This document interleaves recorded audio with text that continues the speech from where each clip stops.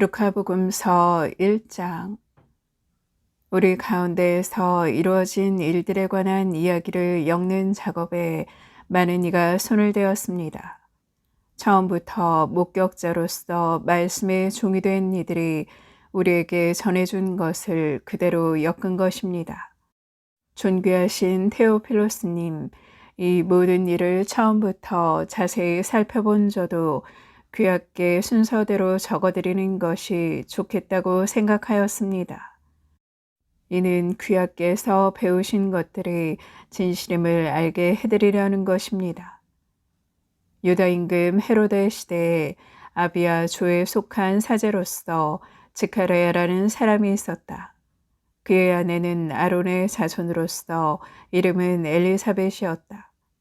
이 둘은 하느님 앞에서 의로운 이들로 주님의 모든 계명과 규정에 따라 흠없이 살아가는 사람들이었다.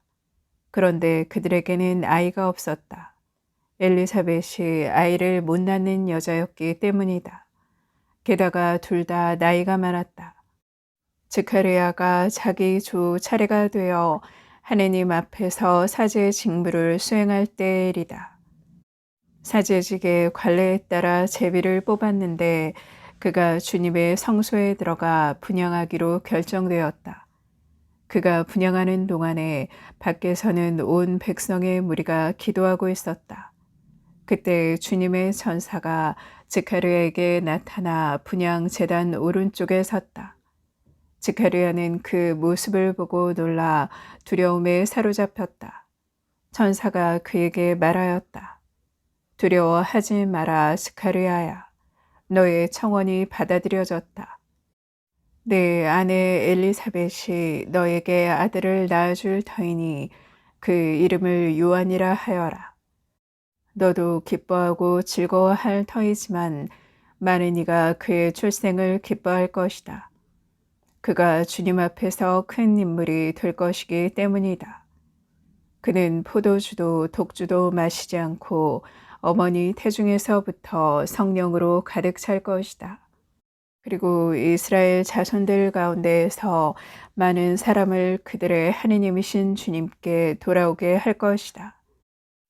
그는 또 엘리야의 영과 힘을 지니고 그분보다 먼저 와서 부모의 마음을 자녀에게 돌리고 순종하지 않는 자들은 의인들의 생각을 받아들이게 하여 백성이 주님을 맞이할 준비를 갖추게 할 것이다.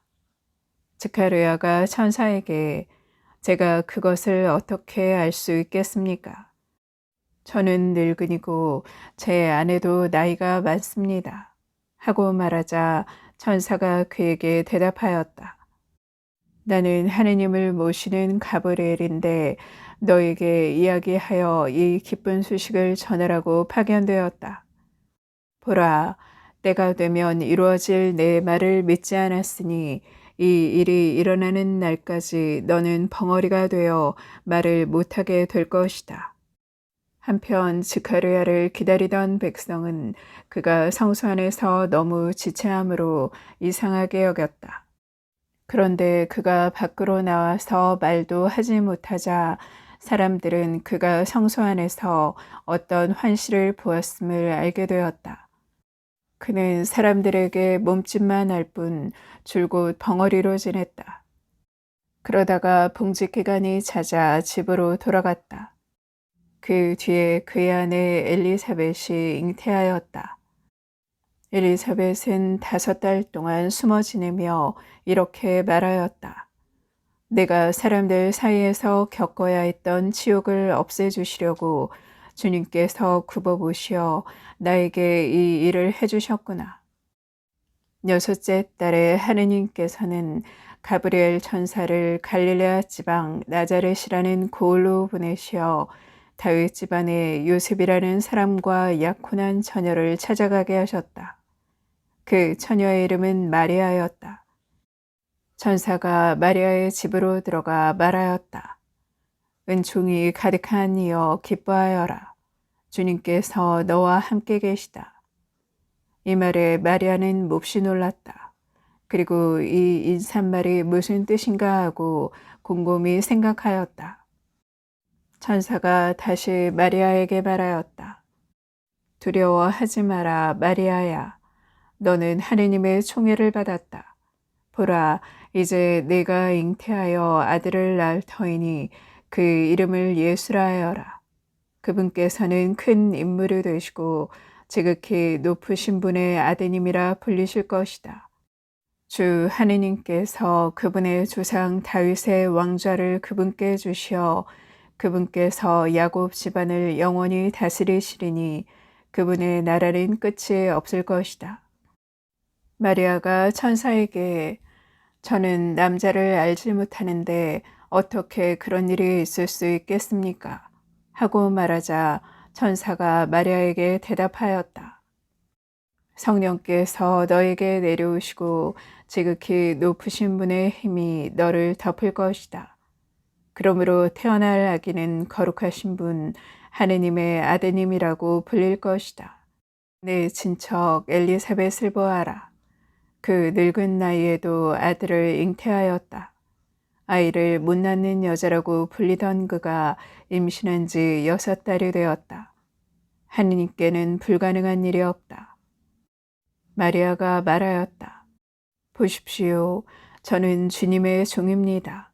말씀하신 대로 저에게 이루어지기를 바랍니다. 그러자 천사는 마리아에게서 떠나갔다. 그 무렵에 마리아는 길을 떠나 서둘러 유다 산악지방에 있는 한 고을로 갔다. 그리고 스가랴의 집에 들어가 엘리사벳에게 인사하였다.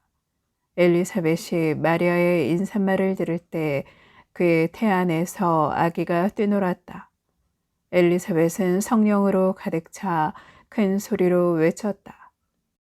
당신은 여인들 가운데에서 가장 복되시며 당신 태중의 아기도 복되십니다.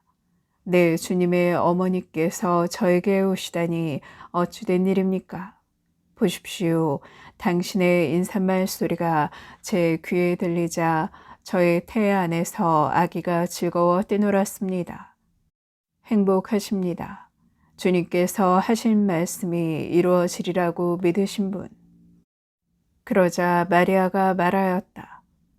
내 영혼이 주님을 찬송하고 내 마음이 나의 구원자 하느님 안에서 기뻐 뛰니 그분께서 당신 종의 비천함을 굽어보셨기 때문입니다. 이제로부터 과연 모든 세대가 나를 행복하다 하리니 전능하신 분께서 나에게 큰 일을 하셨기 때문입니다. 그분의 이름은 거룩하고 그분의 자비는 대대로 당신을 경외하는 이들에게 미칩니다. 그분께서는 당신 팔로 권능을 떨치시어 마음속 생각이 교만한 자들을 흩으셨습니다. 통치자들을 왕좌에서 끌어내리시고 비천한 이들을 들어 높이셨으며 굶주린 이들을 좋은 것으로 배불리시고 부유한 자들을 빈손으로 내치셨습니다. 당신의 자비를 기억하시어 당신 종 이스라엘을 거두어 주셨으니 우리 조상들에게 말씀하신 대로 그 자비가 아브라함과 그 후손에게 영원히 미칠 것입니다.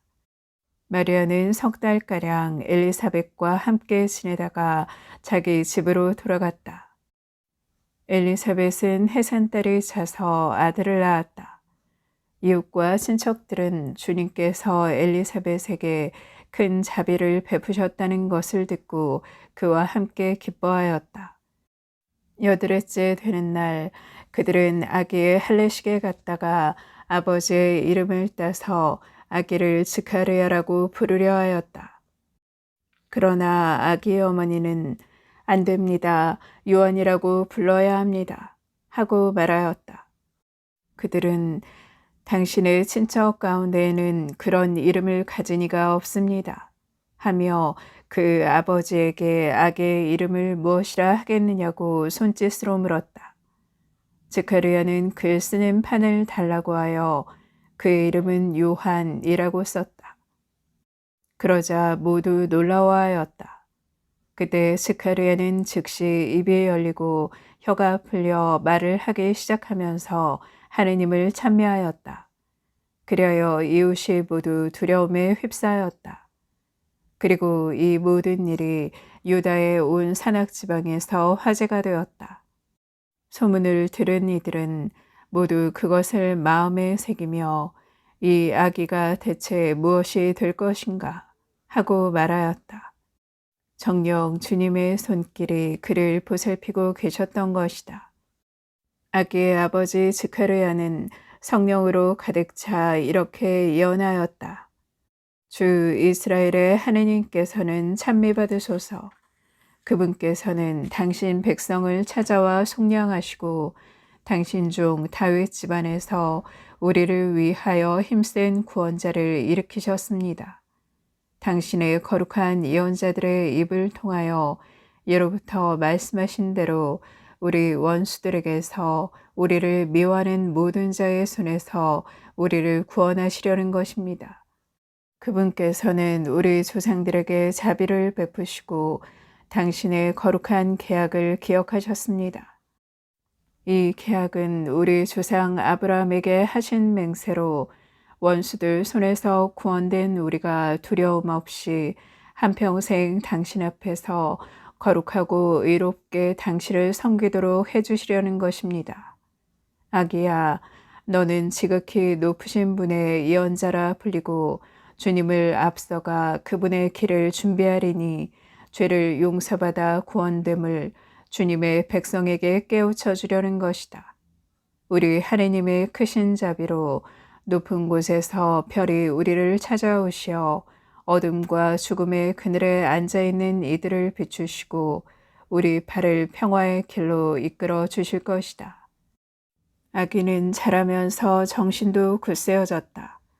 그리고 그는 이스라엘 백성 앞에 나타날 때까지 광야에서 살았다.